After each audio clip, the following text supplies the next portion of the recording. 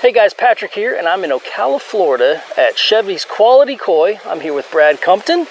He's going to give us a tour of this place he built out of just a passion for koi.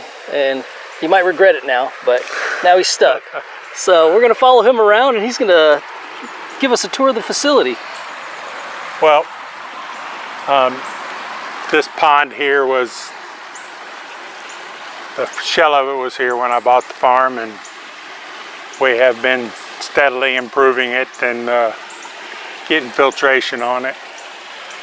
It's where I used to keep all the breeders, and since then we've learned that the breeders need to stay separated, males and females, for the year round.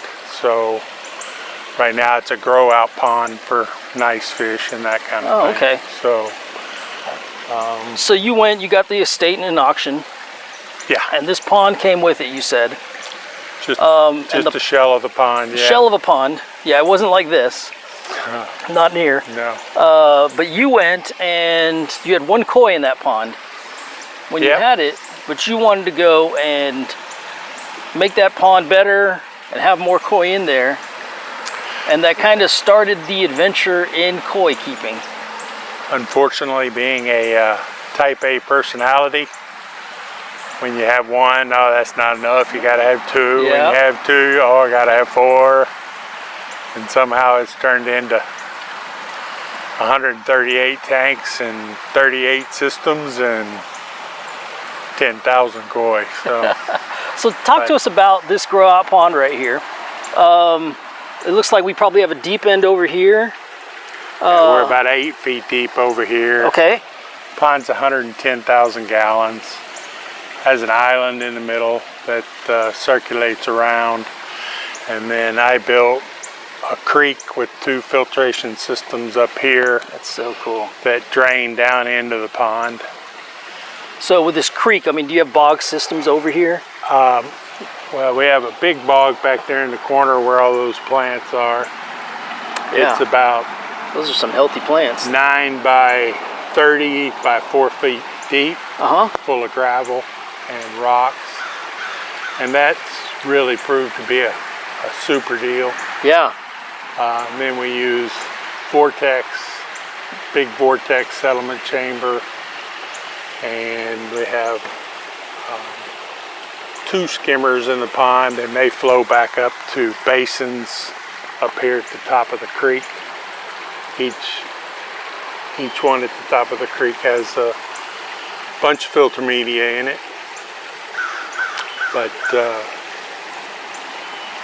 you know, the biggest thing that we deal with, and I preach it with all of my customers, is don't put gravel in your pond, because for us it's a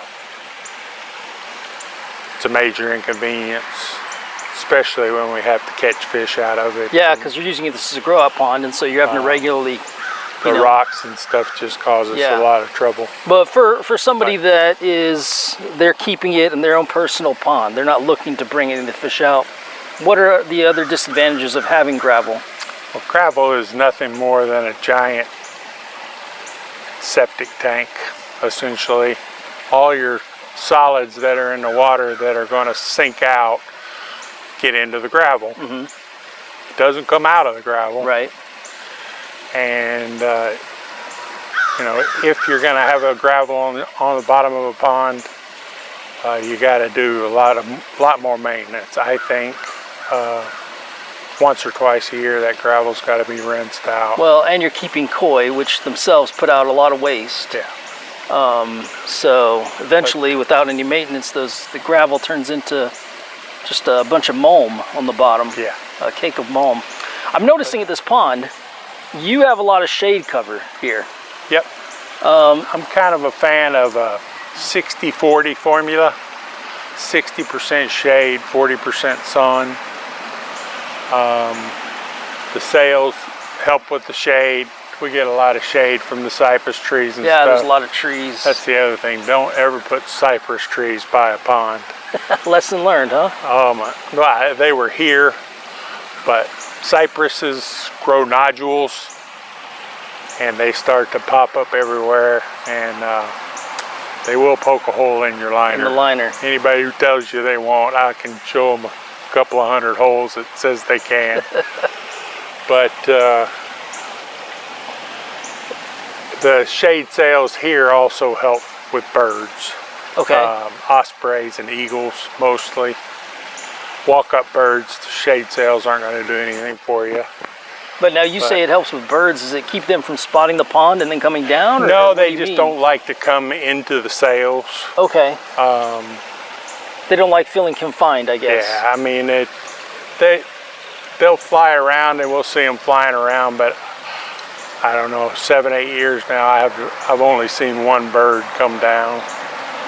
And so mainly we deal with walk-up birds, great blue herons and that kind of thing, if we're going to have bird issues. But now, have you predator, ever had a bird get one of your really valuable ones that you brought over and just... Oh, we've had them. You know, most of the time, the great blue herons can't eat some of the bigger fish. Mm-hmm. What they have a tendency to do is poke them. And it will kill them because they usually hit them right behind the back of the head. But I've had birds poke fish but not kill them, bigger fish. And then we've lost a couple of bigger fish to them. But for the most part, you're dealing with smaller fish when you're dealing with a great blue heron. If you're good with it, let's walk around this pond and tell me about some of the aquatic plants that you've got around here and why ginger. Okay. And it's just a really good edge plant, rooting plant that puts off a good root out into the side of the pond. Not a big fan of plants in the pond just because the koi eat them. Yeah. We're just coming off of a hurricane, so we have quite a bit of stuff laying down that we got to trim up due to wind. But we do use the floating planters quite a bit, and they provide some fish protection, as well as they grow. If you set them up right, they do really nicely and grow. Now, I'm looking stuff in here, and let's see if I can get it on video. But you've got, I know that you're using this as a grow out, but there's quite a few different size koi in this pond. Yeah, there was a spawn. I thought I had put all males in here. Wasn't all males. You got a female in here. There was a female. And so now we've got, not only are they growing out, but you have some that are bred in here. Oh my God, there's probably 5,000-6,000 fry in here. And then I think some bigger ones over here by the stream. Yeah. Up there. In fact, they were splashing like they were still breeding or something. I don't know. No, the water is on right now. Okay. Doing a water change, so they like to collect right at the mouth of where the water comes out. Where the new water's coming out. Yeah. Gotcha. So, and that's over. We walk over that there corner. If you want. Yeah. Let's go take a look at that. So, how many gallons is this pond right here? 110,000. 110,000. And you're doing a water change. You have well water here? Yeah. And we don't, a water change per se is filling the pond after it leaks. I mean, what you see is, you see the pipe over on the far side, it goes down to a big custom bottom drain that I've So the pipe built. on this filter right over here? This big pipe coming down Oh, into this one the coming pond. down. Okay, all right. There's an 8-foot long bottom drain down in the bottom of the pond that I built that does really good, helping clean the bottom. And it goes up. We can walk back there. Yeah, let's walk back there. Let's take a look at it.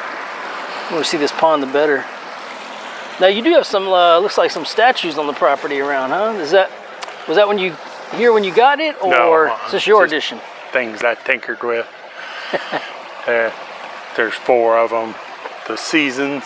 Yeah, we've got some little ones too, it looks like. Oh yeah, unfortunately we broke the head off of Jesus. Was that what that was? Probably cursed. Oh Lord. Well. No, it fell over and broke. Just have to grab another one somewhere. But the pond, for our purposes, this pond does 3 steps. 2-foot steps. So it's 2 foot, 2 foot, 2 foot, 2 foot. And for us catching fish, it just makes it so difficult. And then... So if you, and again, whether it's fish rooms, fish farms, things like that, the longer you are doing this stuff, you gain experience. Oh, if you could do it again, how would you do it differently on this pond, especially with catching the fish? It would be straight sides, slope bottom to the bottom drain. You know, anytime you build a pond and you leave the bird a place to stand, that's where you've made a mistake. Number one, a great blue heron can stand on this ledge. Right. That's why I always recommend the edges of ponds need to be at 3 feet minimum, so the bird can't stand there. That makes sense. And it gives the fish just enough distance that the bird can't get to them and that kind of thing. But you know, that step for us just makes it difficult for us to catch the fish when we need to catch the fish. Now, but we were talking about plants. We have the ginger over there. We have elephant ears. We have papyrus. This is papyrus.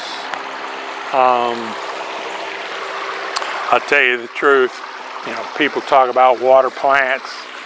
I haven't found any plant that ultimately won't grow at the edge of the pond. Yeah. People talk about house plants and stuff. Well, the bog is full of house plants. Oh yeah, the bog. This is cool. And I think you got, well, that's not moss. Is it moss? No, you do have some moss here. Oh, I don't know. Lichen of some sort, yeah. I'm sure. That's cool. And we'll just take a look at the fish while we're here, because these are your breeder males right here, huh? No, these guys are all just, that's my very first koi 10 years ago, and she was old when I got her, and she's not happy right now. She's getting really old, and unfortunately. Oh. But no, these fish are all growing up or retired breeders. Okay, so this is a grow out pond and a retirement pond. Yeah. Really. But you know, the bog, like any bog, you're going to be pumping water in the bottom, welling up through the gravel, and out the pond. And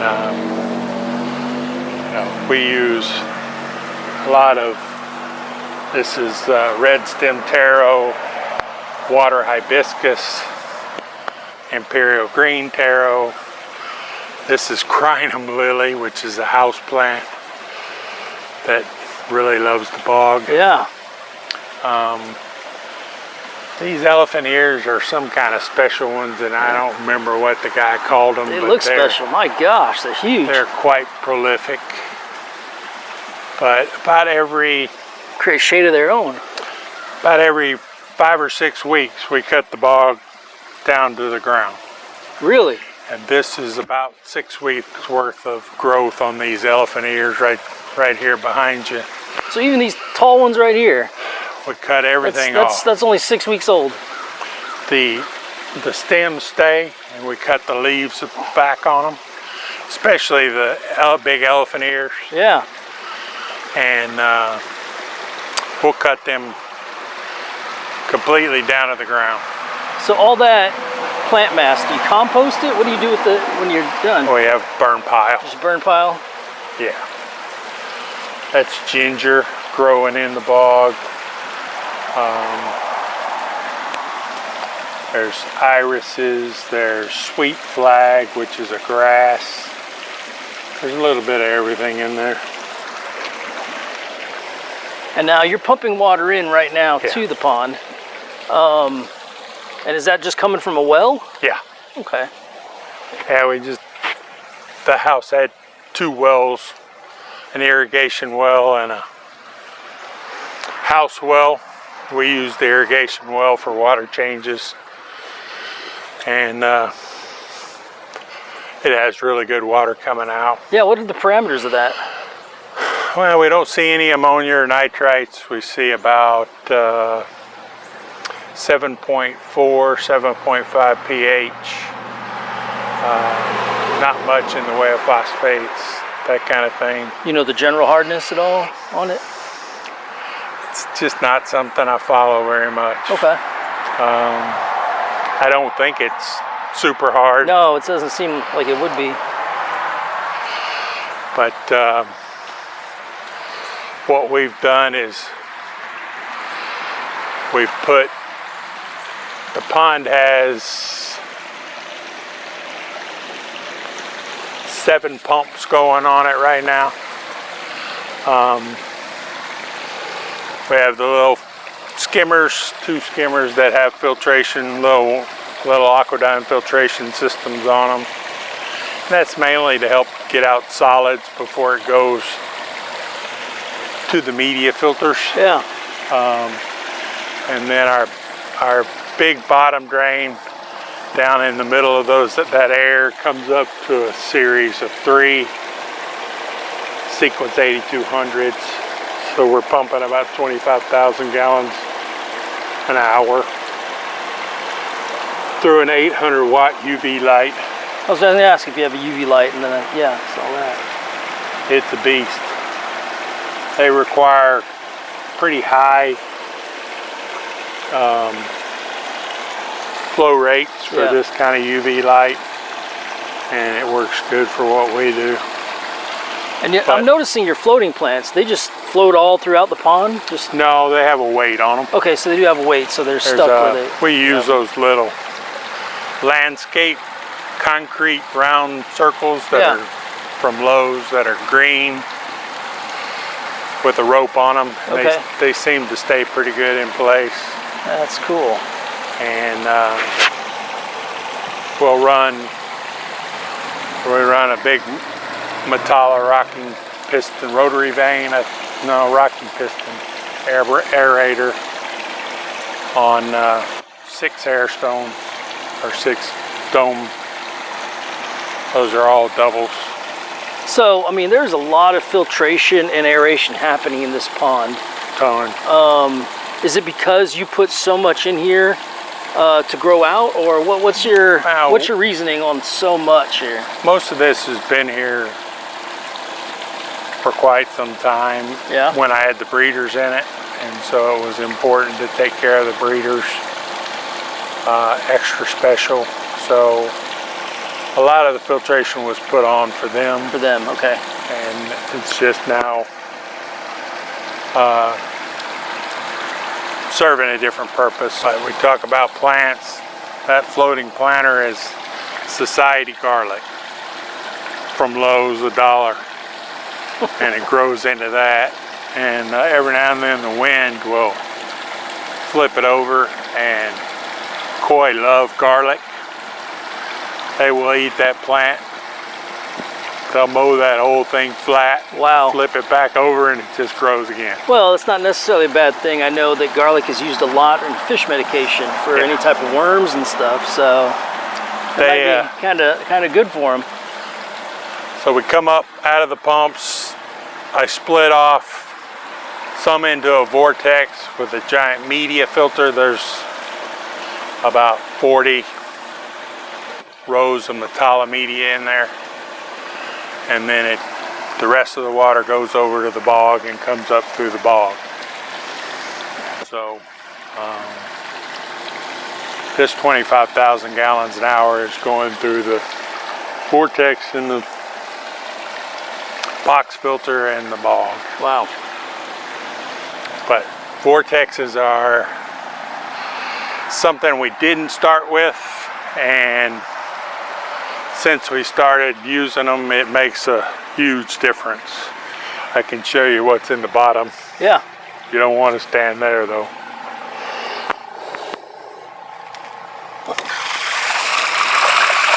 Woo.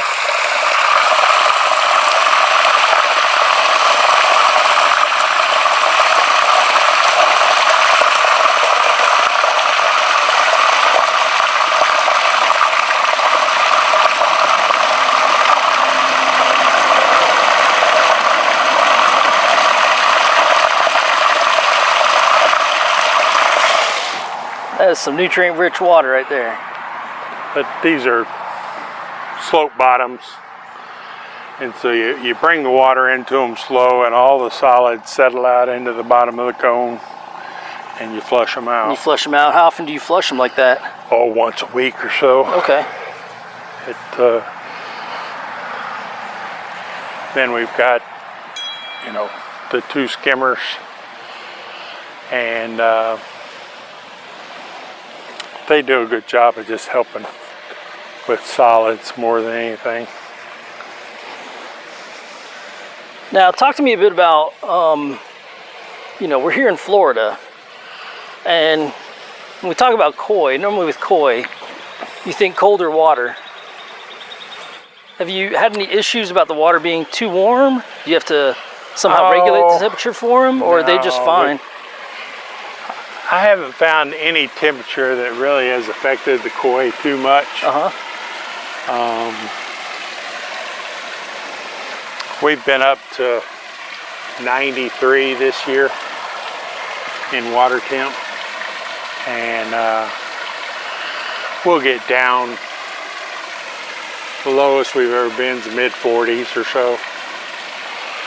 But in the bottoms of these is some big water filter boxes that are full of media. And so water wells up through, and then the waterfalls are just pretty. Wow. But it also moves water. Right. But you can see cypress trees are not your friend when it comes to liners, and No. unfortunately.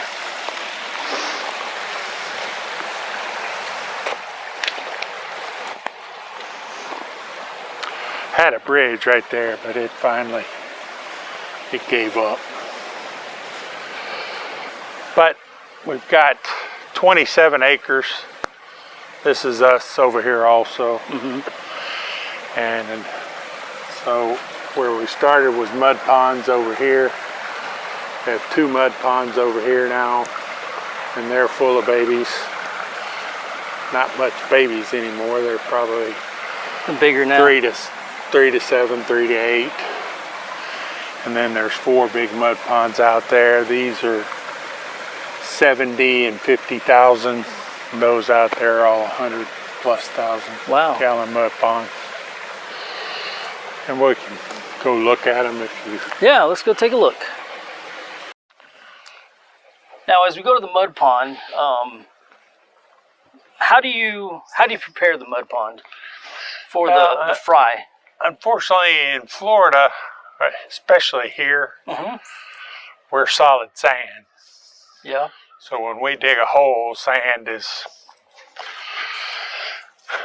So what we've done is brought in bentonite clay from Wyoming and South Texas, and so these mud ponds have liners on the sides, tucked into a trench at the bottom, and then bentonite clay mixed into the sand in order to hold water. And so, do you fill it with water and then put like alfalfa or something in there? Like, what do you put in there to? If I'm going to put anything, we use cottonseed seal sometimes, or chicken manure is good. Yeah. But you got to do it in very small doses. It's very strong. So usually I don't seed with anything. I don't need to. It just gets green like this from the sun and the food and Yeah. whatever nutrients are in the well water already, huh? And generally it's green like this before I bring the fry out. But we'll bring the fry out at about 3 days old, 4 days old. Yeah, well, that green water, I mean, there's so much nutrients in there for them to eat. You don't even have to. This pond here is all kujaku, Beni kujaku, Ki kujaku, some matsubas, but they have really turned out nice this year. Yeah. Kujakus are, especially butterflies. We got a lot of really nice butterfly kujakus. And so you're running air through this hose at the top. yeah, what that hose has is 18-inch little hang downs, little 1/4-inch irrigation hoses. Mm-hmm. I think it may be 3/16 or something, with an air stone on the bottom.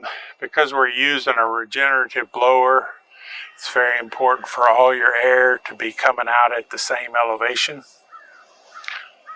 because regenerative blowers are going to find the easiest place for the air to go out. So if your air stones aren't level, it tends to not be even air distribution. Gotcha. And where do you get like some of this equipment, like your regenerative blower, for a size, for these pumps? The regenerative blowers I have are from they're Sweetwater, from Pentair AES. They do the Sweetwater blowers, regenerative blowers are really good. I don't use many of their aerators, but I do use the blowers. Mm-hmm. This pond's full of Showa, and it's yet to be harvested for the first time, so I'm not totally positive what they look like just yet. I saw some over here. These guys have been harvested one time and cleaned out, and so everything in here is pretty good quality fish. Yeah. Tell me about this overhead netting that you have on these mud ponds. It's just bird netting, keeps the cranes out. Because of the size of these fish, a crane can sit here and do considerable damage to you. Yeah. And so the bird netting keeps everything out. Now it looks like because of the trees, you're going to clean it out a bit, huh? Yeah, every now and then. It actually rots off fast enough once it gets there, that we don't have too much trouble unless a big limb falls. But otherwise, this pond is right at 6 feet deep right now. Now, is this enough to keep raccoons out, or is that something you've got to... We don't have too much trouble with raccoons. Oh, it's not ever something that's... I've never seen a raccoon be able to get to one of our fish. Now, these sides, the way they're sloped, is what really makes a difference. Like if I was building a pond, a recreational pond, this slope sides, it makes where an animal can't stand on it. Got it. And I have rescued a raccoon out of here that had fallen in and couldn't get out. But I've had a possum, a raccoon. They tear the net again in, or they dig in or something? Or do you know? We aren't exactly what you would call totally predator tight, so an animal can always find a way in if it wants in. But we keep those blowers running 24/7, and they seem to do a real good job. In a mud pond, you don't want air on the bottom, because it'll just stir the mud up so bad that you won't get the green water, you'll get gray clay water. Yeah. So when you go and harvest, do you then drain the pond? Drain it down to about 2.5 feet. And then do you get all that muck off the bottom? Do you get it out of there? Or unfortunately, you get it when you pull the seine net. Yeah. But what we'll do is this next time we'll drain this down to about 2 feet, and Just so you guys know, this is Chevy. of Chevy's quality koi. It's his quality koi. He's So, the QC manager. He's just making sure that we're good. quality control. He agreed to my car and made sure, gave me permission to pass this morning. How old is Chevy? 16 years old. Look at you. So he's old guy. He's having a little trouble walking, but He still gets around, it looks like, though. yeah, he doesn't have trouble eating. He still plays security. He's smelling my rescue dogs on me right now. But Oh, boy.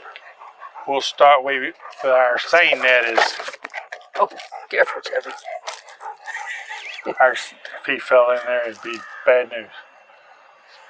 Our seine net is 90 feet long, so we'll pull it down the side Uh-huh. and then start to close the loop and bring it back. This side here is sloped quite a bit. Let's walk out. Yeah. Come on, Chevy. Come on, Chad. I You don't need to be out here. don't want to put you in danger. Oh, if he ever slipped down that side, you'd never get his ass out of there. All right, go on. Good boy. So this is sloped enough that where we can walk on it when we've got the water drained. And so our net goes around and then we pull it back into us. And then the fish get harvested up a ladder deal we've made so you don't slip and fall. And they come up into a bunch of tanks we'll have under the trees to do culling and sorting and all that kind of Looks stuff. like you're going to be making another mud pond over here? No, just filled a couple in. Oh, okay. You just filled them in. Having trouble making them hold water, and it just became not worth Fighting it. the amount of water I was having to put in them to keep them full. So filling them in, don't know how it is when you dig a hole. The same dirt you take out never fills the pond when you fill it up, unfortunately. You don't know where that goes. So how often are you feeding these guys in this mud pond? These guys get fed twice a day, 8 Okay. a.m., 5 p.m. And how long do you keep them in the mud pond before you harvest? Theoretically, at about 60 to 90 days, I should do my first cull Uh-huh. to get things that are not worth growing. Haven't had much help lately, so my employee is pretty new, so now we've started getting our mud pond pools done again. And what I like is about 90 days to do first cull, get the tobies out. You can't really deal with tobies in these big mud ponds because my seine net, if you made a seine net with small enough holes in it to catch all the fish, you can never pull it. Be Gets too heavy with the mud. Now let me ask you this: when you do pull it though, and you've got them all, do you have different seines for sizes? No. Okay, so they're just all one size. Okay, but they are coming out of different sizes. 3-inch, 2-inch, like. Oh yeah, and generally that's what I wait for, is where the fish are just big enough to stay in the seine net. Mm-hmm. Will be when I make the first pull. And then we'll make another pull here January. Uh-huh. And that's when we'll dry the mud ponds, clean them up, get them ready for spring. Gotcha. And so maybe January to March, they're winterized. January to March, they're drying. Uh-huh. We can't disinfect our mud ponds because lime, which is what a lot of people use, would neutralize our clay. And so we don't want our clay to become leaky. Yeah. And so I can't really lime it. So I let it dry good. We'll rake off the crust on the top and And then go again for the next season. Got it. About 3 weeks before the spawn, I'll fill them and let them start growing. But, you know, koi are not exactly a perfect animal. They tend to have super high cull rates. 1 in 10 is about a normal cull rate. Oh, wow.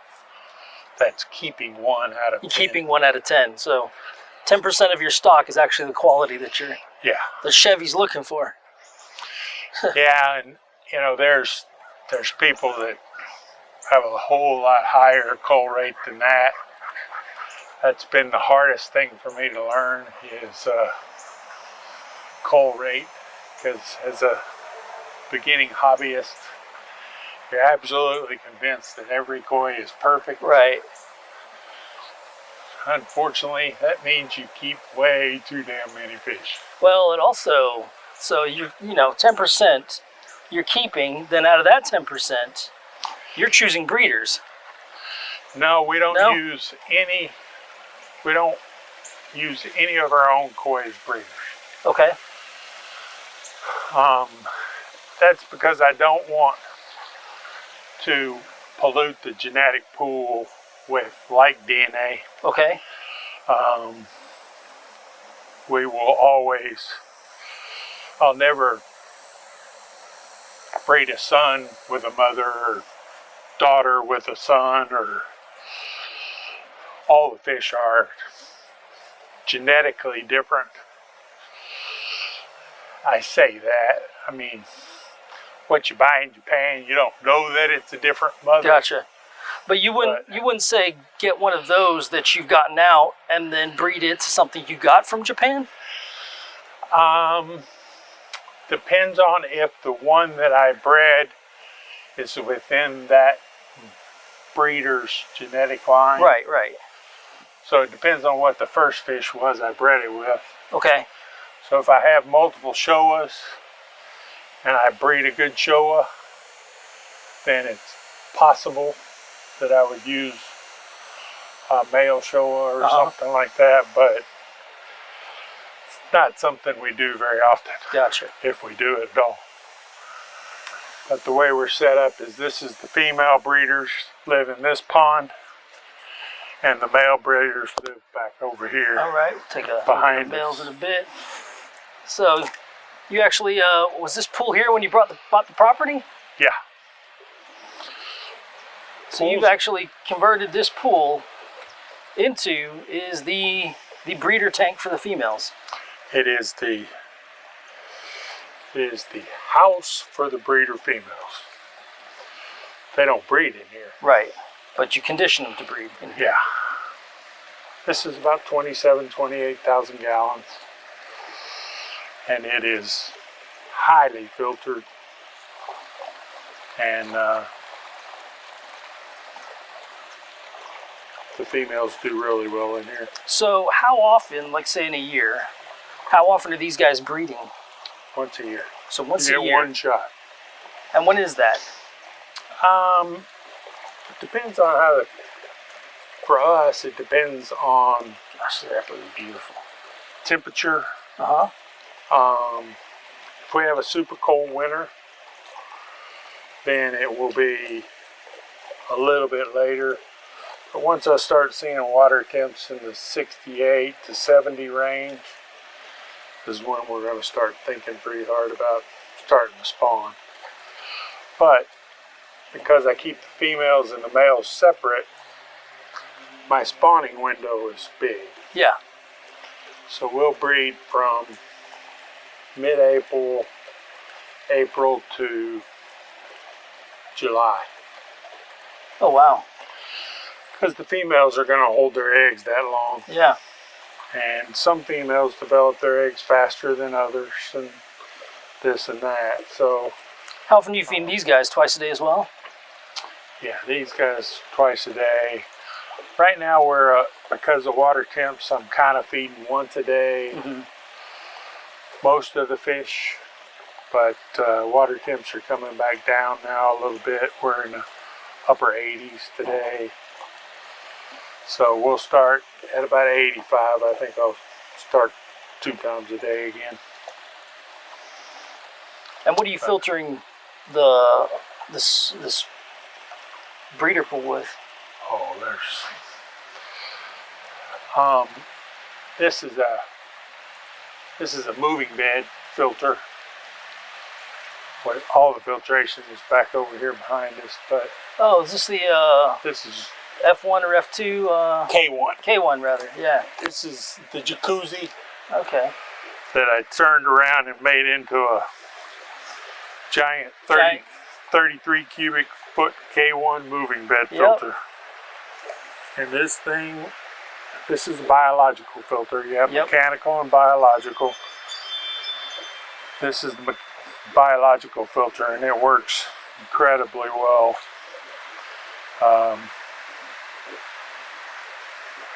So just used all the existing piping, just reversed it some cases, but we've got bottom drains and skimmers, and they all come back over here behind the wall to the filtration area.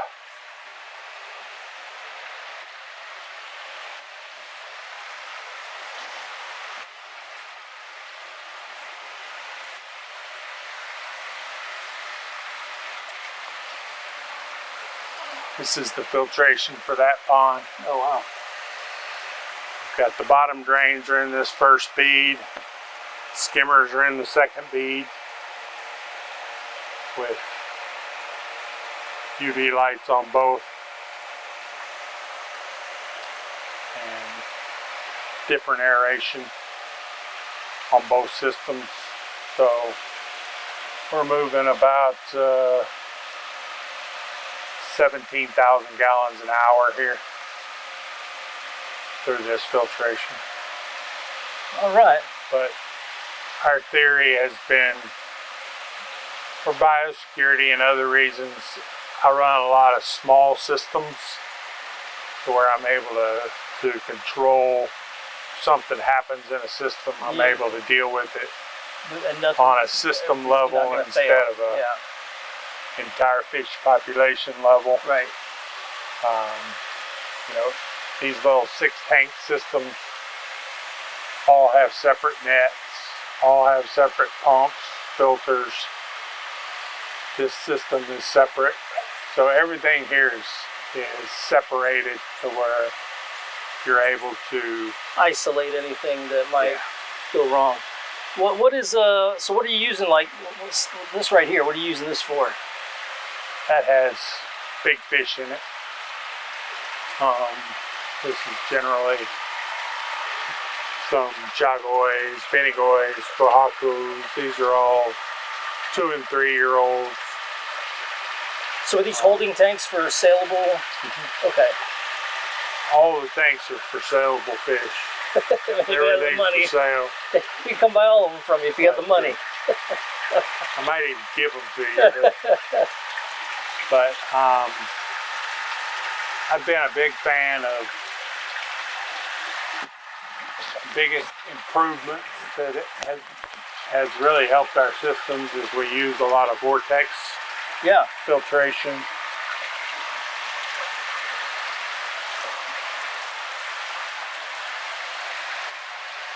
Most of our systems have a vortex settling chamber on them, going into the pump, going into the bead, through the UV, and then each one of these is a moving bed filter with about 4.5 cubic feet of K1. Yeah, and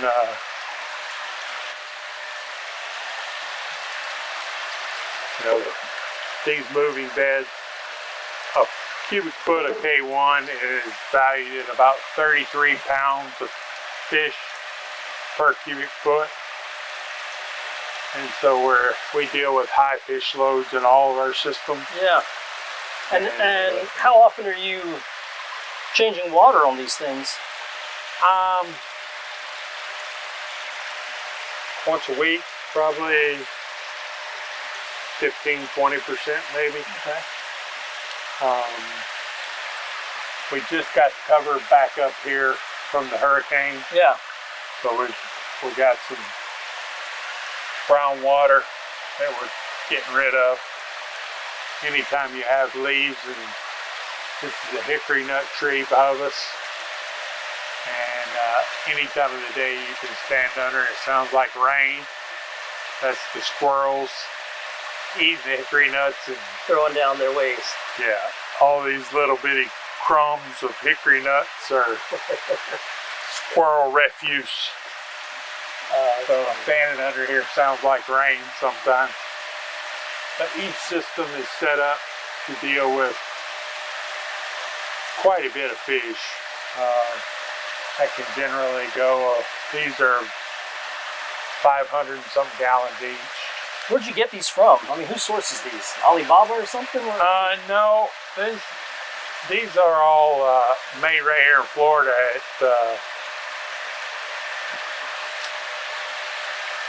if you hadn't asked me, I could have told you. I ask the hard questions. That's what I do. They're made over in Lakeland. But you have a local supplier that does this for the, because there are a lot of fish farms in Florida. I don't have any tanks that I bought new. There's not a new tank here. These I bought from a koi club that used to have shows, and we're getting out of the show business. Gotcha. And I bought 28 tanks from them. And how big are these tanks? How many gallons do they hold? These are about 500 each. 500 gallons each, okay. So this system's about 3,200 gallons, 3,200, about 2,000. Each system, we know gallons down to pretty much a few gallons, because when treatment time comes, we want to know what we're dealing with. Right. So each 500 gallon tank has its own filter. Well, this one's doing both filters. Each pair. Okay, so each pair is on a filter. All right. Everything goes through the bead. Everything goes through the vortex. Everything goes through a UV light down there on the ground. Okay. And then as it comes back, it comes up through the three moving beds. Okay. So we're talking about 11, 12 cubic feet of moving bed, which is 400 pounds of fish, plus a bead filter that's worth 600 pounds of fish. Can we take a better look at that? Can you ever go over there?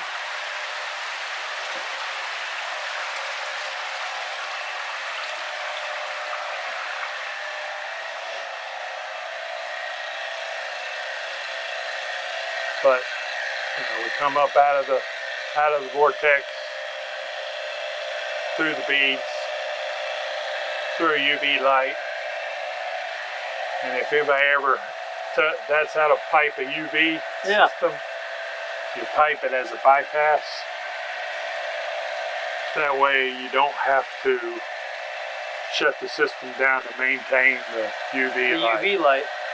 We can maintain the UV light without ever turning things off. You said you started this in 2018. This is your 7th year doing this. How many UV bulbs have you replaced? A lot. Yeah? A lot. They don't last Generally once a year. Really? But depends on the UV light. Those big Vipers that I use out there, those bulbs are $500 a piece. Oh my gosh. So you don't want to replace them very often. No.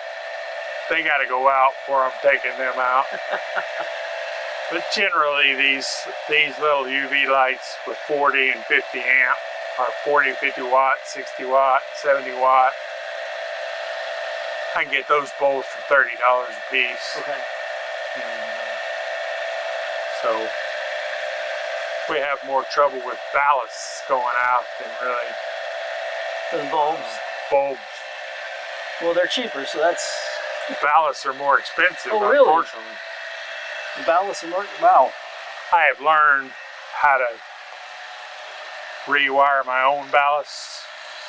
So, most of my systems have a off-the-shelf ballast in them instead of manufacturer ballast. A manufacturer wants $120 to $150 per ballast. Right. I can buy a ballast on eBay that's exactly the same ballast for $22. Wire it up myself. So now the ballast is cheaper. Okay. The way you've done it, that's good. But the other thing we use a lot of is Baki showers. These are Baki showers. They're full of ceramic media, and I can show you a piece over here. But take a look at it. you know, ceramic is extremely high value filtration wise, and Your pumps, your air pumps, are they all linear piston air pumps? no, most of these are all smaller.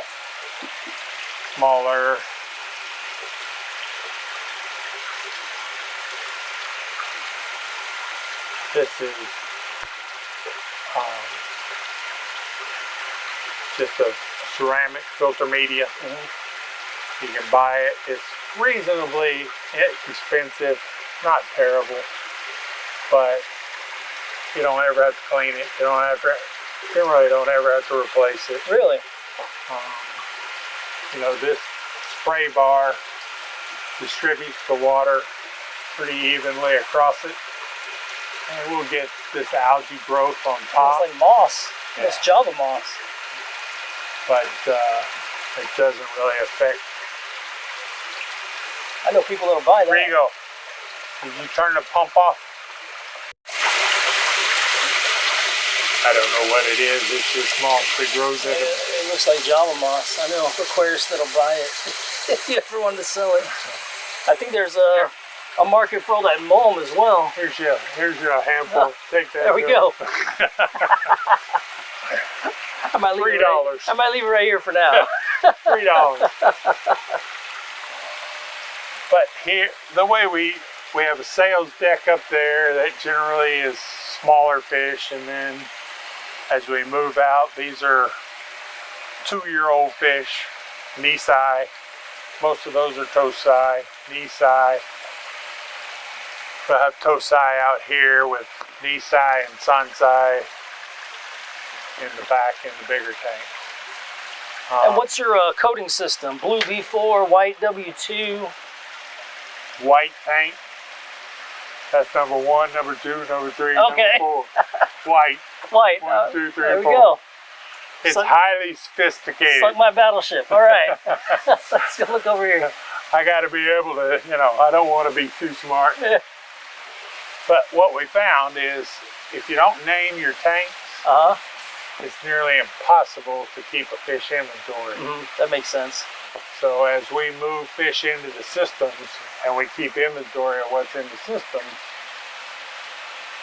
I have an inventory log where, you know, I know what's in the tank. So if I have a chagoy somebody wants or whatever, I know where to go back and get it. Yeah. But you can see up here, go right over there. Yeah, let me go over here. Spin around here. This tank is pretty much chagoy, standard fin chagoys, Kenren, and Deutz, and regular. Now, when people are buying a koi, I mean, are you taking pictures of actual koi and saying, hey, you're buying this actual one, or are they buying a type? How does that work for your customers? They come out and they got to pick them out? Yeah, I mean, our customers are probably 70% farm visits, Okay. where you pick your own koi, and that's how I prefer to do it. Yeah. And then, you know, because you can walk around the farm and pick what you want. Do you ship But, anything? yeah, we do ship. Okay. Unfortunately, we're small and shipping is kind of an Achilles heel for us because it costs so much to ship these days. Shipping UPS next day air for us, we get a good discount, but we don't get the discount that the big guys get for shipping. So everybody asks me why my shipping is so high, and it's because you're paying for the. Unfortunately, I don't put $1 on shipping. I charge you only what it costs me to ship. Right. And but all of these fish here are tosai, some nisai. But I've just recently concentrated the chagois, Chagoi Ochiba, and there's one nice kigoi in here. Ginrin Kigoi, but our Chagoi breeders do a really nice job. We get some nice fish. This side standard fin, then we got the butterfly over here on this other side.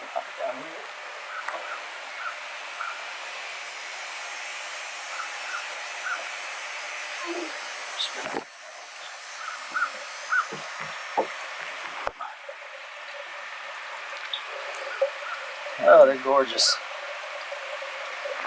You know, everybody tends to discount a Chagoi because they don't have a lot of color. But the reality is Chagoi is really an important addition to a pond because of the way it leads the other fish to, you know, it's called the friendly fish, has a nickname of the friendly fish. Right. They tend to be more curious. They're dither fish for the others. And so you'll always see the Chagois or the Ochibas be the ones that are up first eating out of your hand. And once a Chagoi does that, all the rest are going to come. You can bet they're not going to stay long before they come too. So let me ask you, you got people come to the farm, you ship. Do you deliver it in stores or anything? Do you have any stores that... I have some places that come pick up? Fish up. Okay. They have some tanks they bring, and we'll put a couple of 100 fish in their tanks type deal. Gotcha.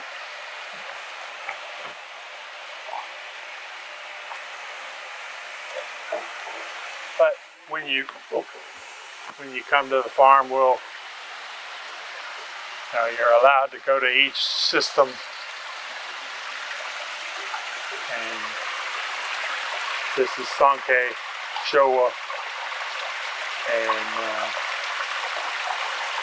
you're allowed to go through take your time. And unfortunately, what we find is people struggle to be patient enough to look very long for fish, so they tend to. Well, you also have, you know, they're all high quality, so it's not like you're going to come back with a bad pig.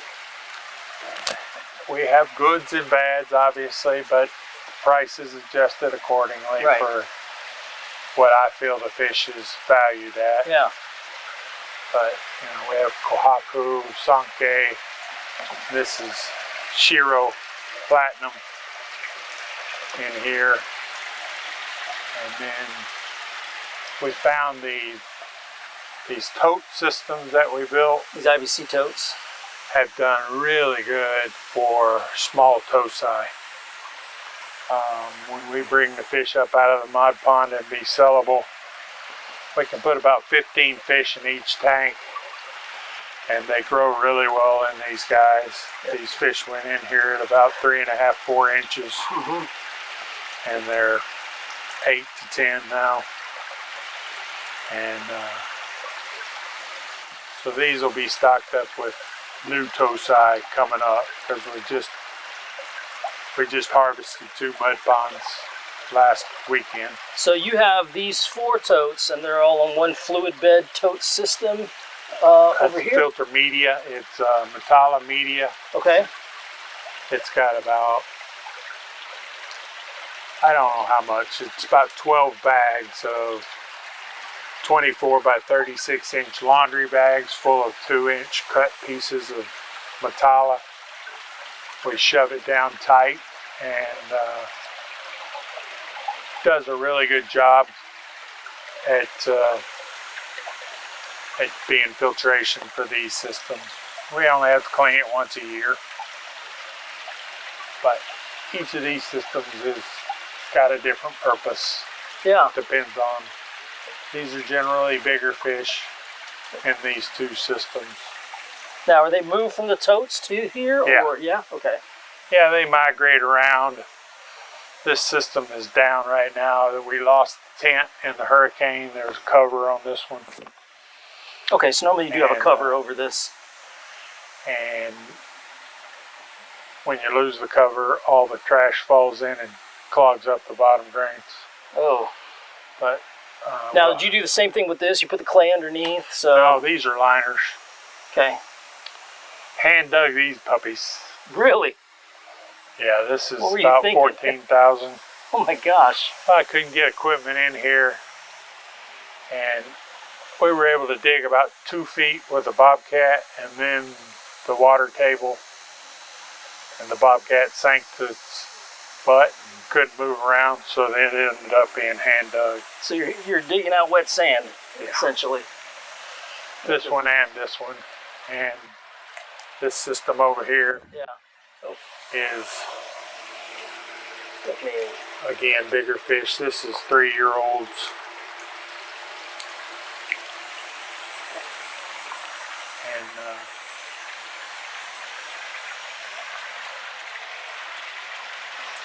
you can see different varieties, all about the same size. These are 2-year-olds and these are 3-year-olds generally. So when somebody comes in to pick out fish and maybe they're looking for some of these, you just turn off the air and let them look around? Okay. Yeah, we'll just turn off the air, and if they want to see it up close, I'll bring it up in the net and let them look and that kind of thing. So, and these are same type systems, just this is mostly yellowfish. And what are these, 1,000 gallons here? Yeah. Yeah, the company that made these shipped them to the wrong place. I said I didn't buy anything new. I did buy these new. Oh, gotcha. But they were only $200 a piece. What? Because they didn't want to ship them back. They're about $1,500 a piece. Wow. And they had shipped them to the university. They were the wrong tanks, so he didn't want to ship them back, so he said, "You want these?" I give it to you for 200 each. So it's got a cone bottom, had a top, full top on it. We cut it out and made what we got. So it looks like you dig some of this out and then put it in? Yeah, that's about 2.5 feet deep. Okay. Cone bottom is down where that air's started, down in the middle. That's so cool. But again, we use a big moving bed filter for these 4. So it comes out the bottom to the bead, bead to the UV, UV to the moving bed, back into the system. And that right there is about 13 cubic feet.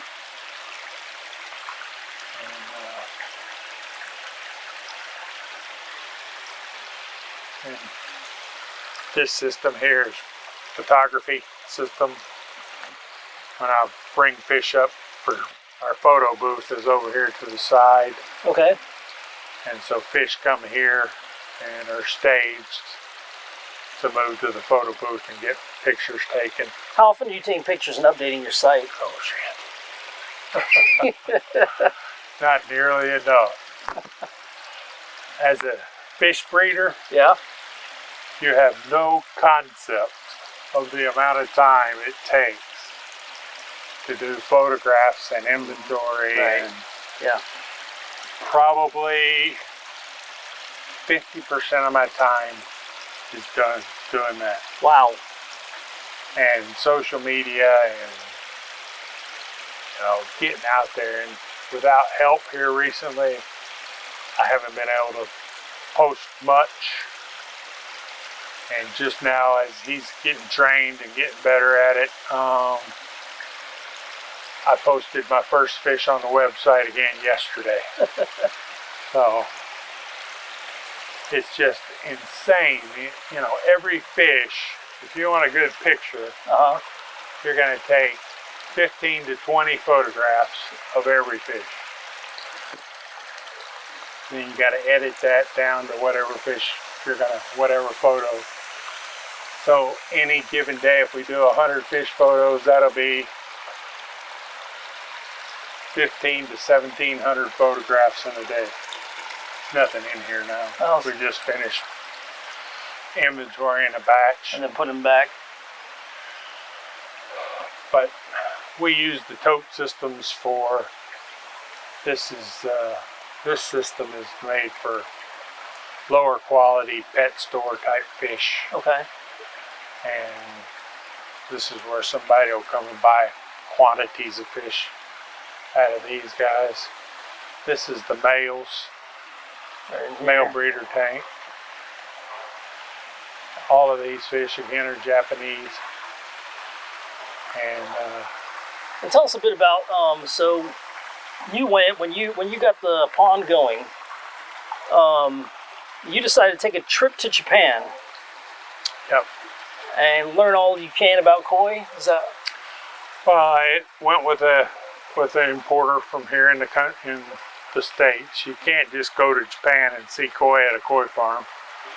You have to have an importer with you, yeah. And then you know they have to have the contacts to be able to get you on the farms and that kind of thing. So, a dear friend passed away a couple of years ago. That was my importer that helped me bring the fish back and was a really great mentor over the years. But we have all of these fish came back from Japan, and you know, we brought tosai back in some cases and have grown them, and then mostly we brought sansai 2 and 3 year olds. These big nisai can breed a male at 2 years. Female really needs to be 4 years old. So, how big were they when you brought them back? All the females are sansai or larger. Okay. The males were all nisai or larger, but they may have been 13, 14 inches on the males, and females were all breeding size. Okay. But we go through 1 female and 2 males is a breeding pair, and we keep good records of which males and which females have spawned and which one's productive and which one wasn't, and that kind of thing. And you set up breeding tanks for them, like these tanks out here are our spawning system. We do 2 pair at a time. Okay.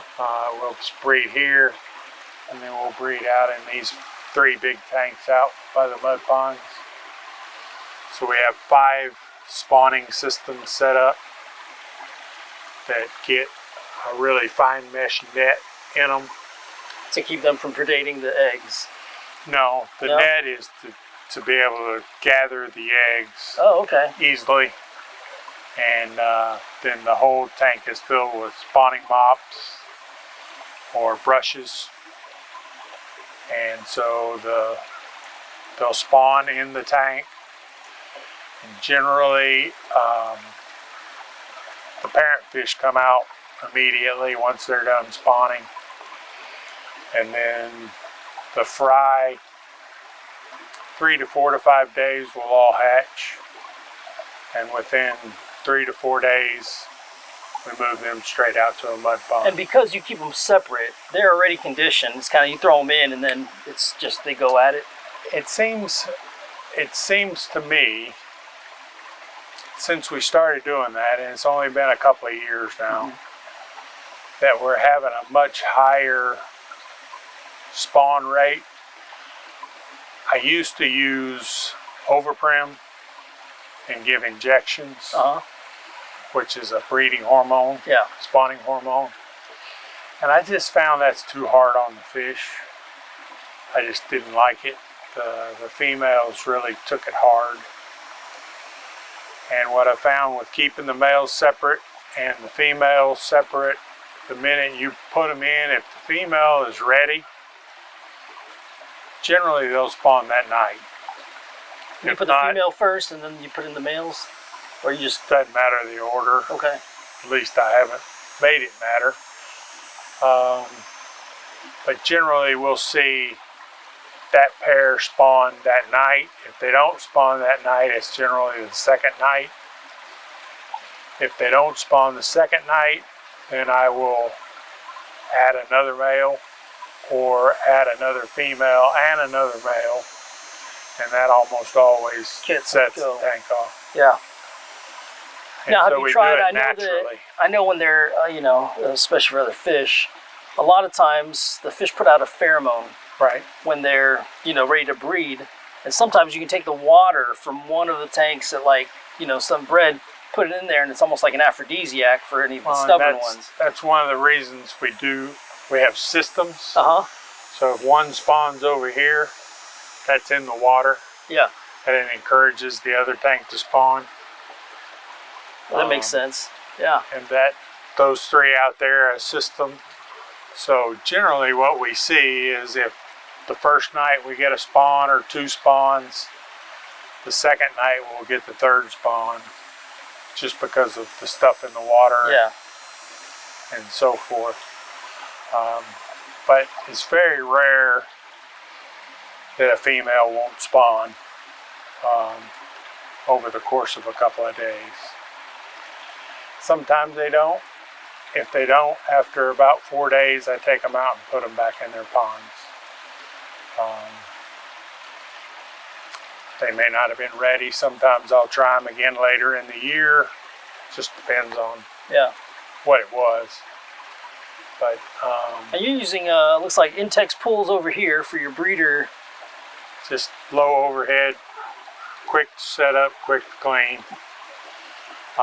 Then you got a bigger system. pool over here. Yeah, this is a kind of a grow out pond. As we harvest, we got to bring the new fish somewhere and quarantine them. Okay. And this system, a couple of systems over there, are where we'll quarantine the new fish for 30 days or so. This system here is empty, ready for we got big mud pond pool October 11th and 12th, and another one October 18th and 19th, Okay. which will get the rest of our mud ponds pulled. And we encourage customers to come. Come help out. Grab part of the scene. Yeah, because it's a great learning experience. Unfortunately, if you're an avid hobbyist, you're convinced that I'm throwing away too many fish, or you know, every fish is savable. And I said, I've been there, done that. Yeah. Unfortunately, as a breeder, you just don't have that luxury. Right. Yeah. But You only have so much water. yeah, we're still trying to get things back up after the hurricane now. But I can walk out to this area. But these systems work really well for big groups of small fish. I can salt the tanks easy for quarantine or treat as I need to. And they work really well for... What's your quarantine regimen once you get them in here? Depends on how the fish look. Okay. Generally, I pull the fish out of the mud pond. There's a series of tanks set up where we segregate and separate. And this one goes back to grow out. This one is a low quality that might be, you know, somebody else buying that wants cheap fish. And then we'll start at a 0.2 salt in the tank right when I put them in the tank, and then we'll up that to 0.35, and that stays for about 30 days. I don't really use chemicals unless I see a need for it. We'll do scrapes, check the fish. If I don't see anything, there's no The reason. main thing is just a salt bath for them. Salt bath just helps with stress, helps with, it's good for the gills. It helps, keeps them calmer. You ever take some of that floating garlic and put it upside down again? Yeah. But, you know, we'll see. Fish we harvest out of the mud ponds, they'll eat like pigs the same night they were harvested. So.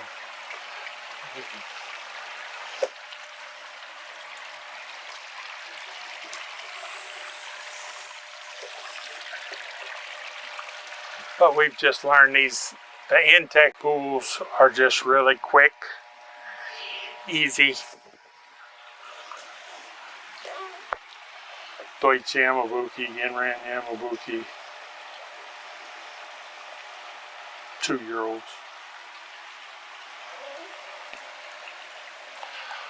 But the Intex pools are just low overhead, easy to replace. You know, some of these, a tank that size is $1,200 now. Yeah. And one bigger is more. Whereas you can get a pool $500. And sometimes cheaper on clearance when summer's over. So, you know, it's not a, this is a vortex that's being cleaned. Yep.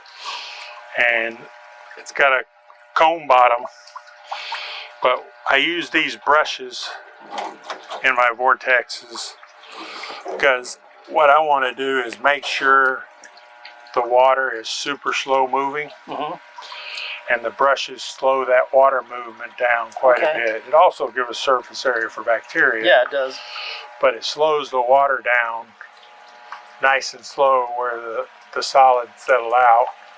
Whereas if it was just a straight vortex, you wouldn't get quite as much settlement because the brushes are really slowing that water down. So why would you do that instead of slowing the flow of the pump? There's not really slowing the flow of a pump. A pond pump is on or off. You got variable speed pool pumps, but these pond pumps are a continuous duty motor versus a pool pump, which is not continuous duty. Okay. And you can buy a variable speed, but or buy a smaller pump. I got what I got. Okay, so this is what I got. Got it. All these systems, that pump there, somebody gave it to me because it didn't work. Unfortunately, people don't know how to work on their equipment very well. That pump just had a frozen impeller because it had trash in it. Worked on it for 10 minutes and it's a 7,000 GPH. That absolutely answers my question.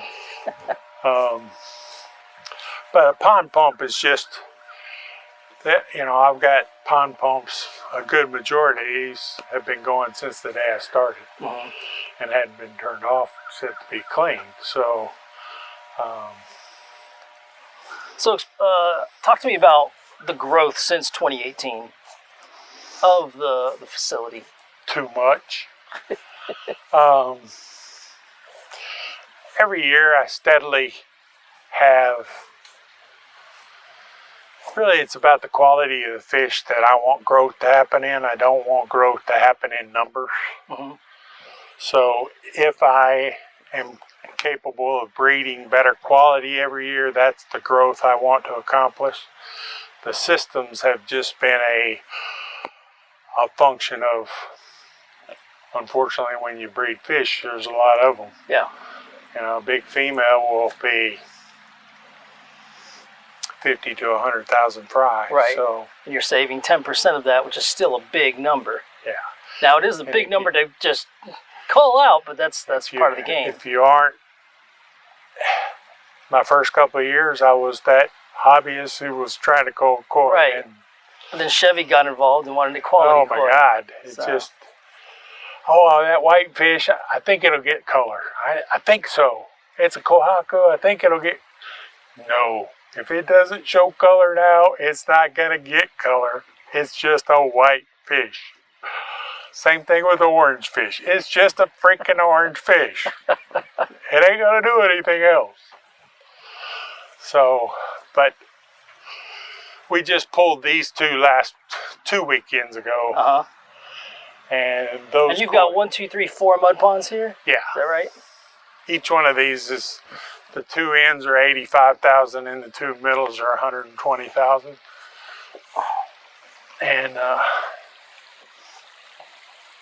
we'll have a series of tanks set up right here. So when we pull the fish out, they come to a tank, and then they come to me on a table set up with sorting. Okay. There's 5 or 6 tanks set here, and they go to different places. A lot of fish go back in the mud pond if they look like they're worth growing out some more. And the ones that are sellable or at a point where we should bring them out of the mud pond, these 2 tanks are full of fish. But unfortunately, we haven't had a cover on in a week. This is all shisui. There's some gorgeous ones in here. But we had fish. The shisui were harvested 4.5 months. And we have fish in here up to 11, 12 inches. Wow.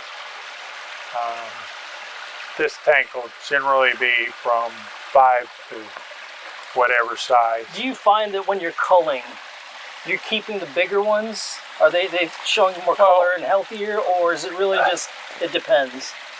Yeah, it's not as much about size. I pulled the size out just to give the other smaller guys a little more advantage. Right. But that doesn't really factor into the 10% you're keeping. No, I'm keeping the quality. So when I'm sorting the bigger fish that are of sales size, they obviously get sent here. I'm standing here, and so I'm just chunking them behind me, the ones that I'm keeping up to sell. And then the tanks over here are for whatever I'm planning for. But of these guys, that mud pond there is the shisui mud pond, and we put 3,000 to 4,000 fish back in the mud ponds, and there's 200, 250 fish in here. So another unique thing about Chevy's quality koi is we have a sales deck here. When you go to Japan and buy koi, you buy koi from above.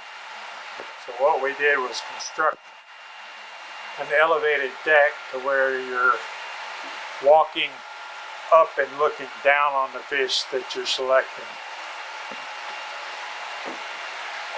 So we're able to walk up here. Yep, and each of these tanks has different fish. Generally it's butterfly on this side, standard fin on this side, there's some standards over here. But what you're able to do is come here and look at the fish in a really convenient way, because a koi is judged from above. The quality of a koi is judged from above. So being able to purchase the fish by seeing from above gives you the advantage of getting the highest quality koi that meets that standard, whatever that. And that's also the way it shows they're judged from above. Yes. Okay. And when you're culling, do you put the fry from the harvest tanks, and do you look at them from above when you're culling and finding out which one's the? Yeah. Okay. Yeah. The only thing that you look for is you flip them over in your hand and look at the gills.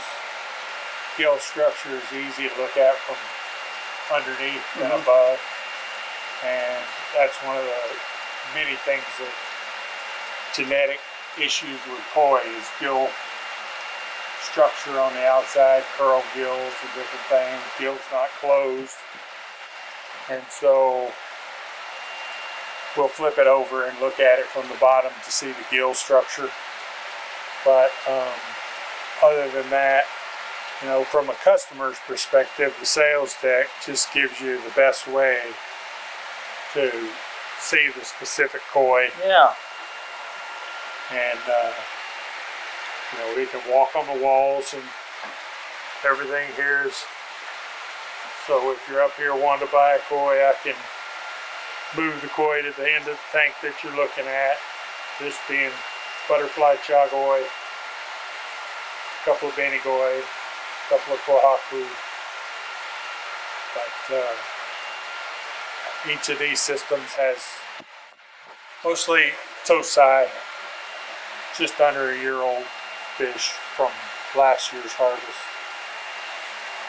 You know. But it's a convenient way to, you know, for a hobbyist to be able to see the quality of the fish. Yeah. You know, you walk out and you can see when you walk out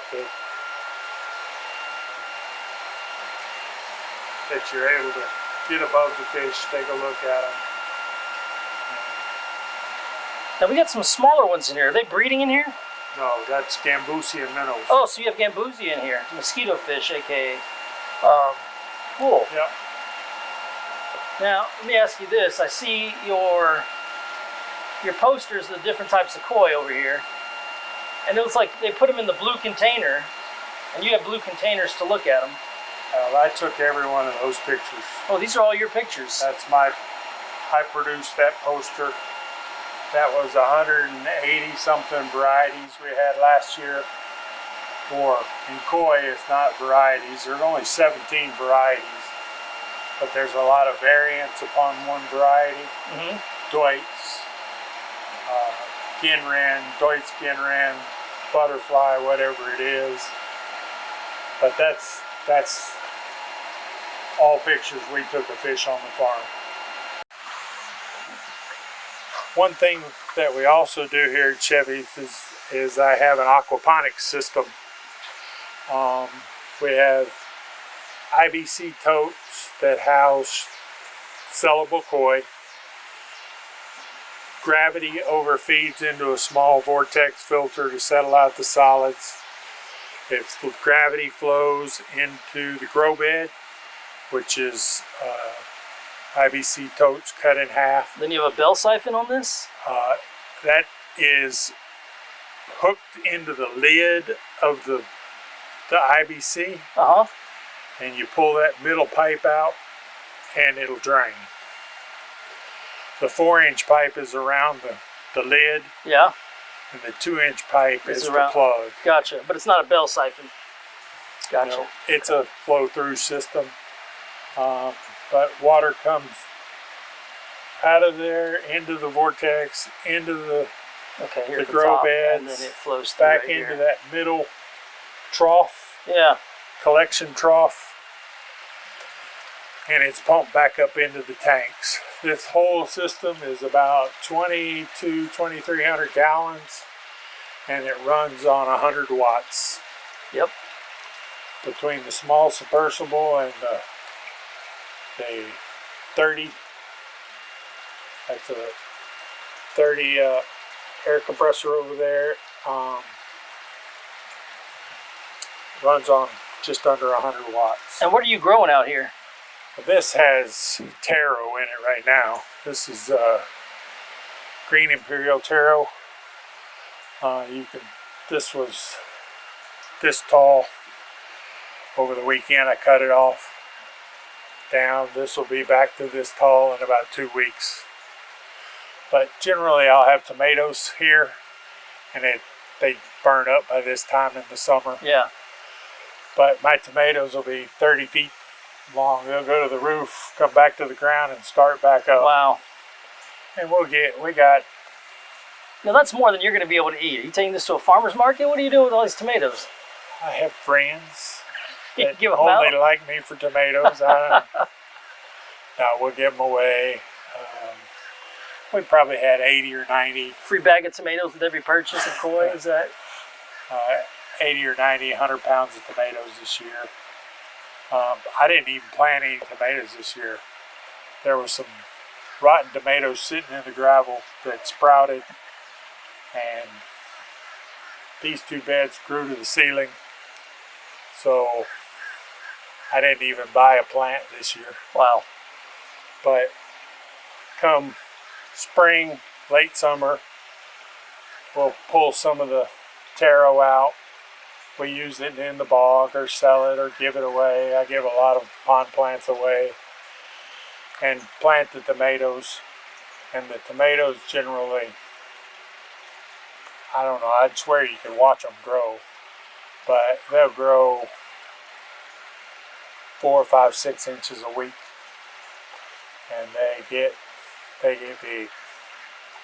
Tomato stalks will be 2 inches around. Well, there's one tomato stalk that just got cut off. So they get real big. And I love it. we've tried tomatoes, green peppers, cucumbers.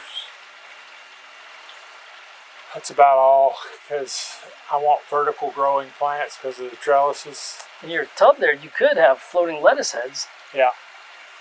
I don't do it to be a pain in my butt. I do it because it's easy. And, Yeah. it's good water for the Yeah, fish. I mean, it's great filtration for the fish. And so it's great nutrients for the. there's nothing better than a fresh grown, homegrown tomato, Yeah. you know. So, but we'll plant some more. Just February probably we'll plant some more tomatoes, and we don't get enough winter here to kill them too much. The heat kills them. Yeah. Just when they get so tall, they struggle to feed themselves. Right. When they're that Get the long. nutrients that vertical. So you start to see them die from the ends, and that's when we pull them out. But I know they have. I know they do with hydroponics, but you have vertical grow systems where the nutrient-rich water is coming down. And that's mostly for leafy vegetables and things like that. But you know, these systems. This is the siphon. It's sucking from the bottom. There's slots in the bottom of that pipe. Mm-hmm. And so water's coming up this pipe, being sucked from the bottom of the tank. And if you look right here, you'll see the water. I just stirred some dirt up to come through there. Yep. So it's coming up that into the settling chamber, which this little stuff here really gets your grow bed dirty. Mm-hmm. So this gets rid of that to where your grow bed stays cleaner. So you're getting all the mulm, all of that here in the vortex. Right. You know, and then it's collecting the mulm. You'll drain that out periodically. Right. But your nutrient-rich water is what's going to the grow bed. But you're going to keep any of that mulm from collecting inside of your grow bed, inside of your substrate. Plants are eating. They're looking for the ammonia and the nitrates and to feed the nitrogen cycle. Right. The plant takes the waste of the fish and turns it into good stuff, whereas so it's eating the ammonia and everything else. So it's the filtration of the nitrogen cycle bringing back clear water. So you started it here, which makes me wonder, why don't you have more aquaponics filter systems than these other ones? Lack of time? Space. You know, the grow beds are what takes some space. Yeah. This system really should have some more grow beds, but it's sized just for the space I had and the equipment I had available. I mean, this whole system, somebody gave me those vortexes, and the IBC totes are $20 a piece. But, you know, fish go in here, we'll put them in at 2 inches, and they grow really nice. Nice Dwight Spinnegoy, some Chagoy, nice Shirobeko in there. Different fish. Yeah, I love aquaponics systems. But this thing is just really low maintenance. But clean the grow beds once a year. And these vortexes have a pad in them to slow the water down, and we'll clean it twice a year. These tanks never get cleaned. So it's very low maintenance type deal. And it's all most of gravity. So works well, and for 100 watts and 80 pounds of tomatoes, I'll spend that 100 watts any day. That's great. So we try a little bit of everything. Whatever might be fun, we'll try it every now and then. So when you're harvesting, it seems like you're harvesting these mud ponds 2 to 3 times in the year? Yeah. Okay. First harvest is the hardest because it's the most cold. Second will be, did the koi do what I thought it was going to do?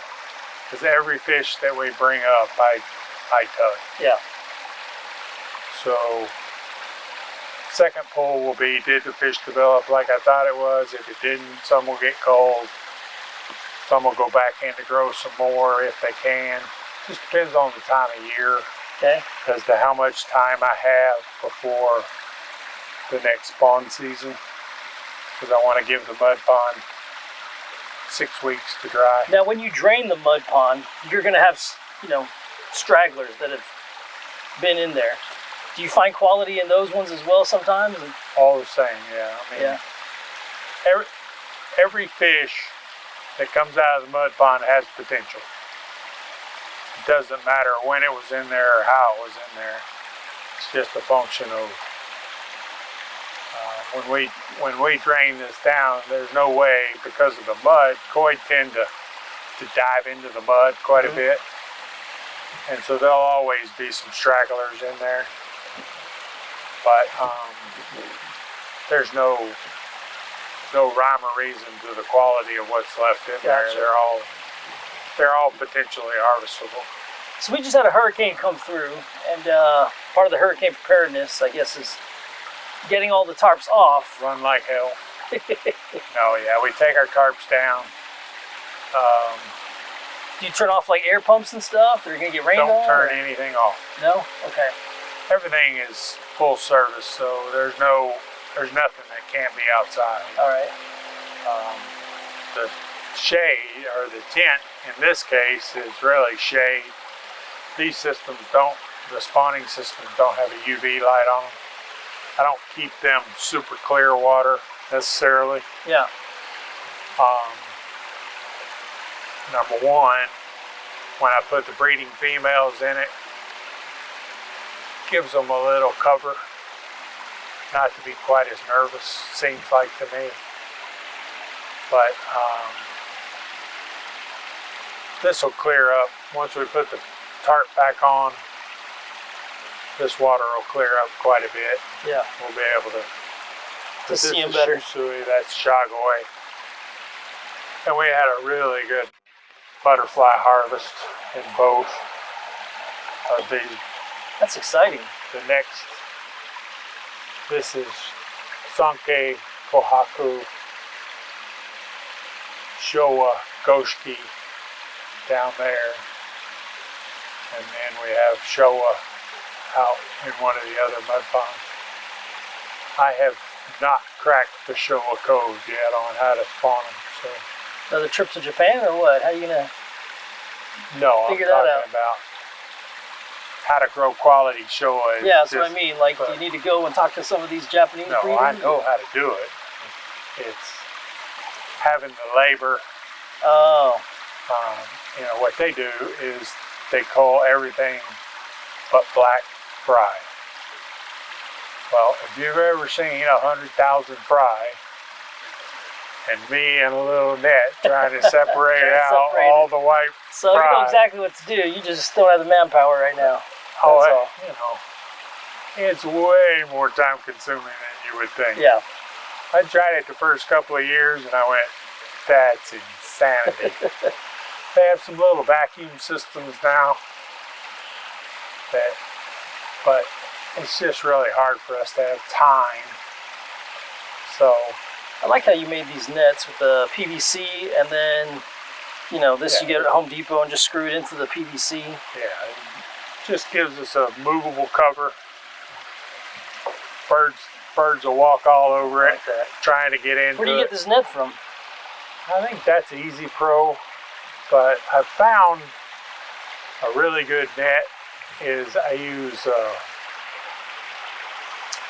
that bird netting, this 2-inch. Yeah. Well, they make a smaller version that's 1-inch bird netting, and it's super tough.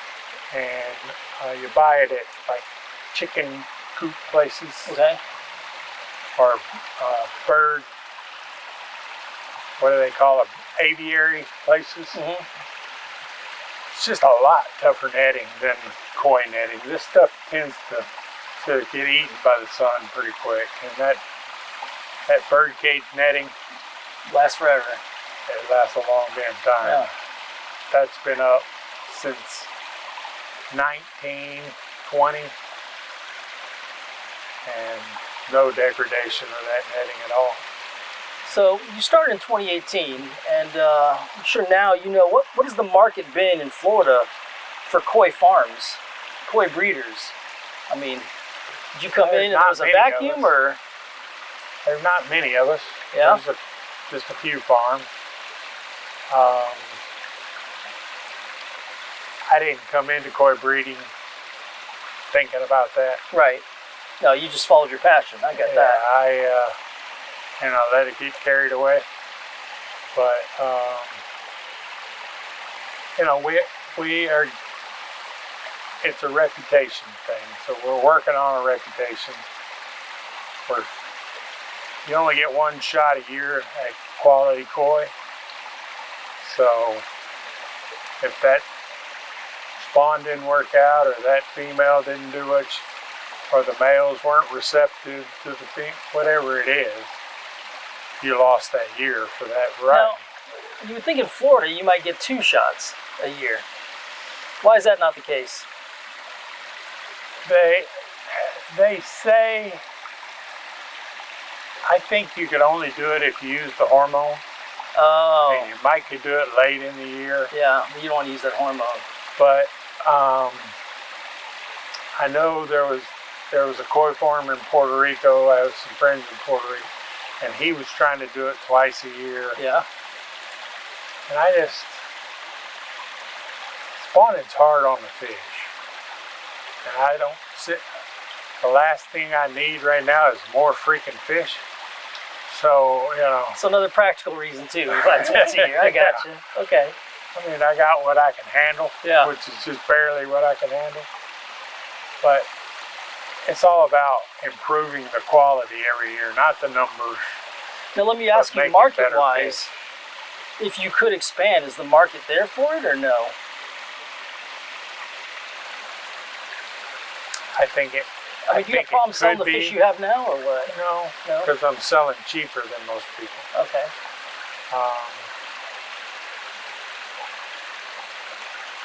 Selling fish isn't about having the fish to sell.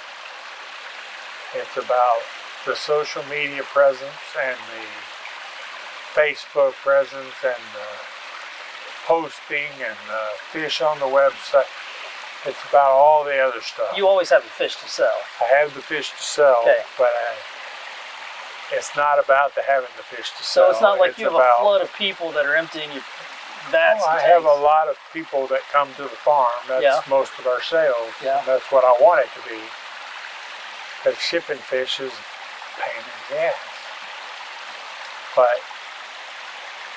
But now my question is, so you're harvesting these once a year. You're breeding this 10% of 100,000, right? So, you've got these 10,000 fish, all right? Are you selling 10,000 by the time the next breeding season comes of that group? Or are you holding on to some? What are you doing with this? Or are you just growing the facility? What's happening with the... It's a cycle. You know, I've told you I got tanks of 1, 2, and 3-year-olds. Right. So there will always be fish that don't sell in the first year or the second year. And you grow them bigger than you have. But there's also fish I don't advertise to sell until they get bigger too. Yeah. So, you know, a lot of farms don't sell cheap big fish. We sell cheap big fish. And, you know, some of our bigger fish are going to be a quarter of the price of anybody else. Okay. And I personally got in it to provide that quality of fish for a cheaper price. If you want show quality fish, we have them, but we're not going to charge you for them like a Japanese import. Yeah. We had 20 fish in the show in Orlando and 16 of them placed. 12 of them first places in their size or category. So we have the quality of fish to compete. It's just the shows don't facilitate domestic koi as a show fish. Gotcha. Especially butterflies. Shows don't have a lot of, generally they'll only have one butterfly category. And it's usually whereas only, in Asia, there'll be... well, standard fin will have 80 or 90 categories. Yeah. Butterfly will have one. Well, butterfly is a U.S. thing, so it seems to me like if you're gonna be in America and Americans like butterflies, you would more categories. have more categories for butterflies. How do you get on that board? How do you petition that change? How does that happen? If you're watching this and you're on that board, fighting that fight. All right. Well, I've been fighting it since I started because the American consumer, yeah, they want some imports, but a lot of the hobbyists that I sell to like butterflies. Give me if you're king of the world and you can now make butterfly categories, give me 3 to 5 that you would make. I would treat butterflies just like I do standard fin.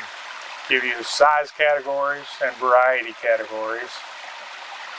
You don't have to give us, you can give us, you know, Korigoi, Hakari Muji, give us 4 or 5 variety categories and give us the size categories. And that allows for the hobbyists to be involved in the show more. Unfortunately, what it also does is it puts more fish for the judges to have to judge. True. And maybe you should have your own butterfly show. Yeah. The U.S. Butterfly Koi. Butterfly Koi Association. Let me know, I'll come. But, you know, the American hobbyist is, I have hobbyists here that know the koi's names and they want to show it and they want it to be this way. And a hobbyist here that I want one of those orange fish with those big fins on it. That's what we do. Yeah. We facilitate you picking the fish you want. Well, that first guy too was probably like the latter until he learned more, you know? So it's a progression. And that's one of the things I love about people participating in the mud pond pools is you're going to see how a fish goes from a fry that's about that big when it goes into the mud pond to what we have in front of us. And the concept of culling is really foreign to a lot of people. Yeah. They can't even imagine having to throw a fish away. Yeah. In Japan, you don't ever hear about culling. No. They don't. It's been a practice for thousands of years. They cull much heavier than we do in the U.S. Yeah. But they're also raising a whole lot more koi per farm than we are too. So the reality is, you know, for the American hobbyist, you produce the fish that the hobbyist wants to buy, not necessarily all go Sankey. I don't sell near as many go Sankey as I do Yamabuki or Chagoy, or buy the fish that's pretty to you. If you're a hobbyist, buy the fish that's pretty to you, not the fish that somebody tells you is pretty. Yeah. I get asked all the time, which one would you pick? Not important. Which one would you pick? That's important. Now, I do have a question though. You talked to me about buying this property at an auction. You had that pond, and that's what kind of got you into koi. Were you into fish before that at all? No. Not at all. Never even had a fish tank or a pond or anything. I had a fish tank in college. Yeah. An aquarium that I built myself. That's the only fish tank I ever had. When I retired, I'm not a person that can sit around. What? You're kidding. And what? I determined that I'm going to do something and not let my fat ass sit on the couch and die. So we did this. I do woodworking also. I have an eBay store for collectibles. But the koi just was a way to fill what became a passion for koi, but also keeping me alive and fit. 64 now. And just keeps me busy. All right. Well, let's go ahead and I think that's a good place to end this. Is there anything you'd like to tell? Anything you'd like to tell customers out there about Chevy's quality koi? Anything you want to plug? Whatever you want to do right now. No, just if you want to see how a fish farm works, if you want to have lots of variety, good quality fish, healthy fish that are reasonably priced, then come to the farm and see what we have to offer. Thing about us versus internet sales is you're going to get exactly what you see in the tank, put in a bag, and you take it home with you. And that's a rare commodity that is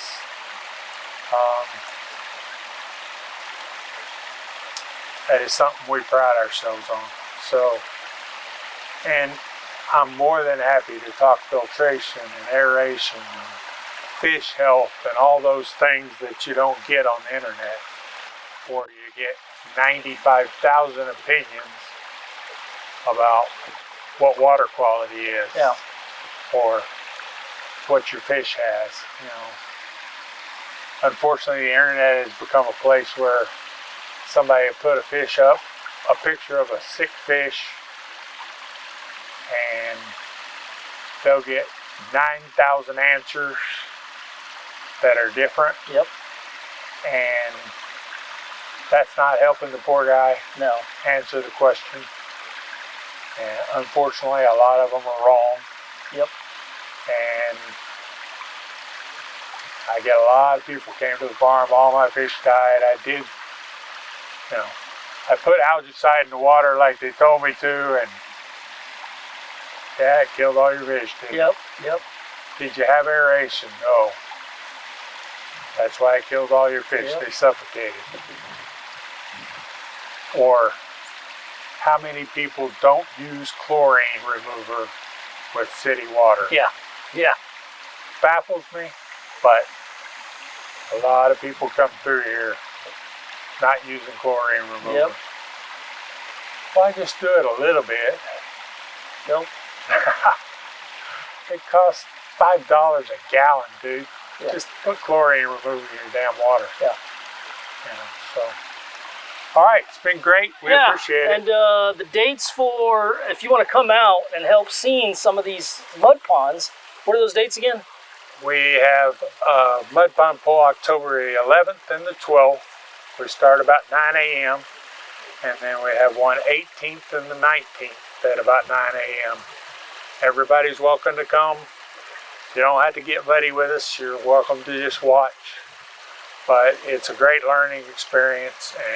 But do get muddy. Get in there. You know, this is fun. Do it. So. Sometimes it's just best to, it gets pretty slick down in there, and it's best to leave it to us to get the fish where we can get them pulled up anyway. But it's a lot of fun, and we have a lot of people that do it religiously.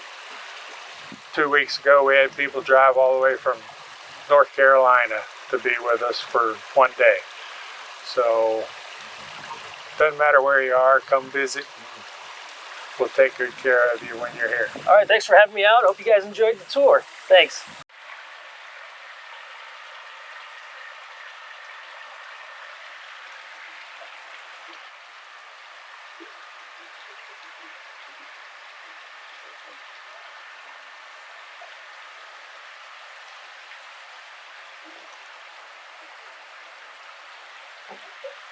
Just trying to go through here and just kind of see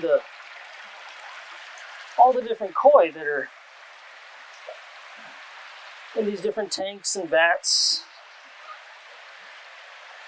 like these guys.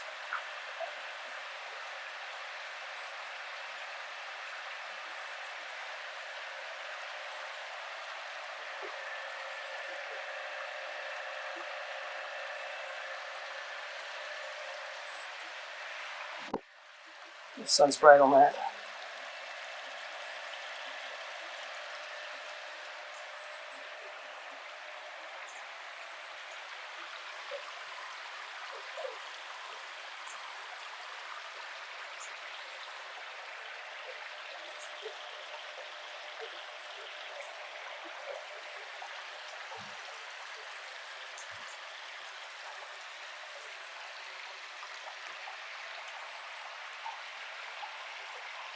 It is so pretty. It's a beautiful koi.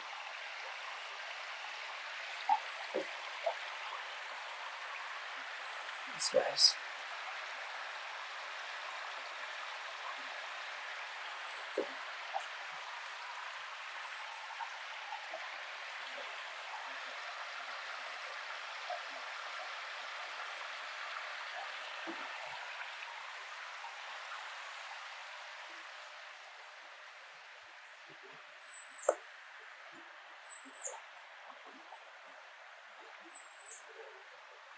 The koi pool.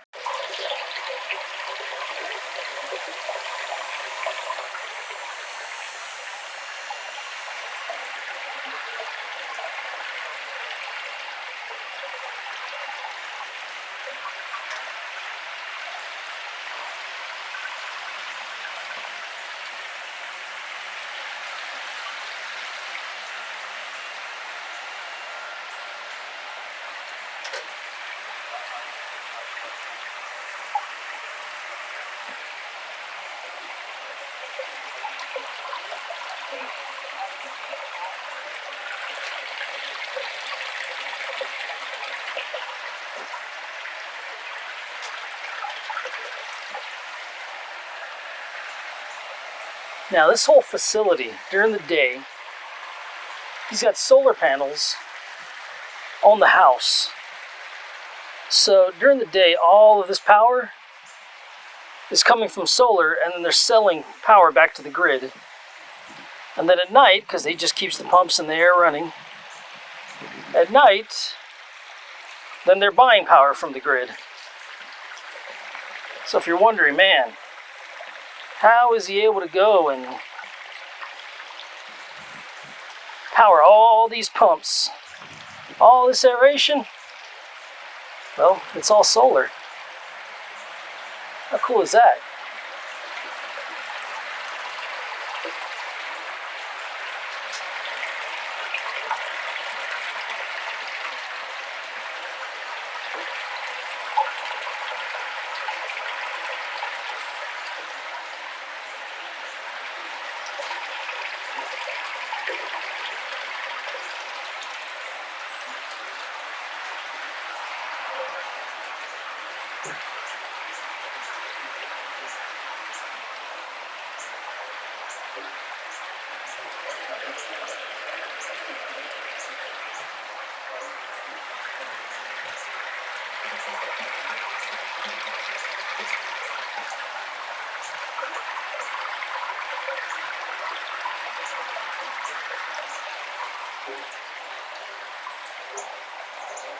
These breeder males.